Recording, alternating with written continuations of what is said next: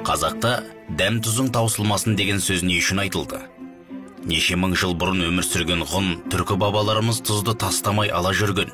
Тіптен Шыңғыс ханның сардарлары мен сарбаздарының қалтасында тұз жүретіні аңыз болып айтылады. Ендеше тұздың не кереметі, қандай пайдасы бар?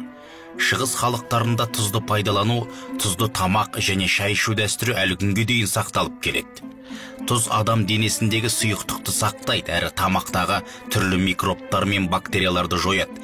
Ең маңыздысы, тұзсыз суды үнемі ішкен адамның қуығының басындағы май кетіп қалады да белсіздікке шалдығады дейді Мақидолла Қинаятұлы ақсақал.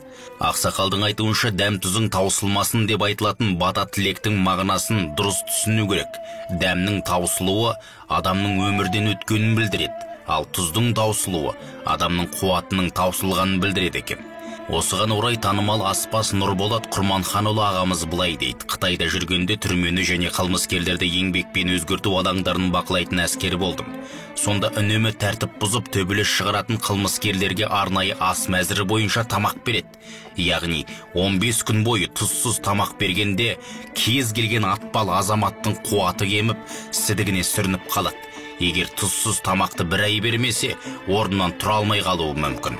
Бұл айтылған әңгімелерге байланысты жоғары санатты дәрігер, шығыс медицинасын зерттеуші қазақ емшілігі көп томдығының авторы Қайрат Айдархан түсінік берді. Ол тұз дегеніміз хлорлы натрий.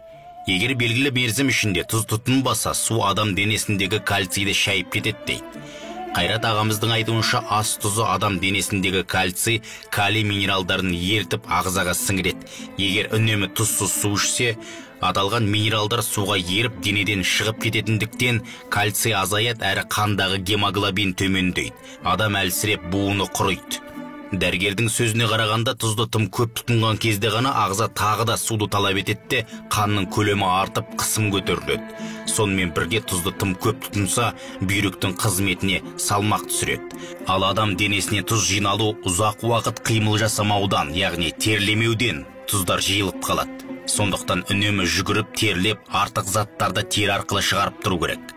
Тұздың киесі туралы адам ағзасына келетін өте көп деген пайдасына байланысты айтылған болса керек. Мысалы, жаңа туылған сәбиді 40 күн тұзды суға шомылдырады. Сонда баланың терісі тез ширап, түрлі тері ауруының алдын алады. Сонымен бірге денедегі судың сақталып тұруына ықпал жасайды. Тұзды лайықты тұтынған адамның денесі бұлшық еттері қартайғанда салбырамайды, жиналып тұрады. Қазақта ет келгенде тұздығы қатар келеді. Алайда қазіргі жасалған тұздықтар тұз аз болатынын да ескерген жөн. Ат айтып тұрғандай, онсыз да тұздап кептірілген етті тұз салған сумен қайнатып пісірген соң тағы да тұздық құю тарихтан келе жатқан халықтың денсаулық және тағам мәдениетінің бірі.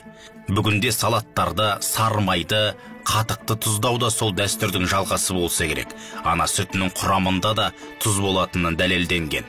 Кей адамдар көз тиіп ауырғанда отқа тұз салып ұшықтайды. Кей түркі халықтарында үйленген жасты тұзбен аластау дәстүрі әлі сақталып келеді. Сол секілді тұзды баспа, тұзды шашпа, астың дәмі келмейді тұз болмаса, үйдің сәні келмейді қыз болмаса деп айтады. Қазақта тұзды төгіп қойсаң өмірің ащы болады, тұзды тегін берсең ұрыс керіске тап боласың деген ырым тиымдар да бар.